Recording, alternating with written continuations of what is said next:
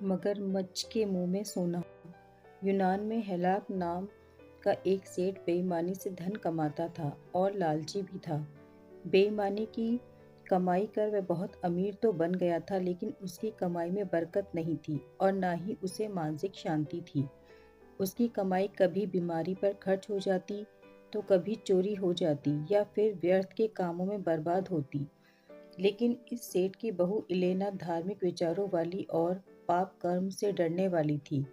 सेठ को उसकी बहू अक्सर टोका करती कि अन्याय के पैसे से बरकत नहीं होती, आप बेईमानी करके धन मत जमा करो।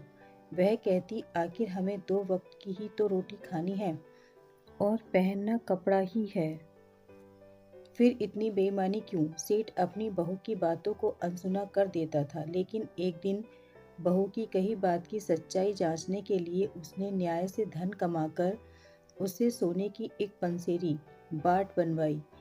इसमें अपनी छाप लगाकर सेठ ने उसे कपड़े में बांधा और चौराहे पर रख दिया।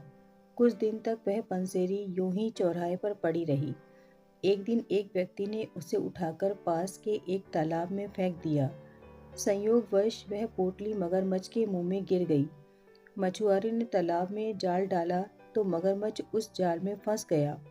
मछुआरे ने जब उस मगरमच्छ का पेट चीरा तो वह पंसेरी बाहर निकल आई और उन्होंने सेठ के नाम की छाप देखकर वह पंसेरी सेठ को वापस कर दी। सोने की पंसेरी वापस पाकर सेठ बहुत खुश हुआ। सेठ को अब यह विश्वास हो गया कि न्याय का धन कहीं जाता नहीं है और अन्याय से कमाया हुआ धन कभी फलता नहीं है। इस सीख ने सेठ में ईमानदारी की भावना जगा दी। उसके बाद उसने अन्याय और बेईमानी करना छोड़ दिया और ईमानदारी से धन कमाने लगा।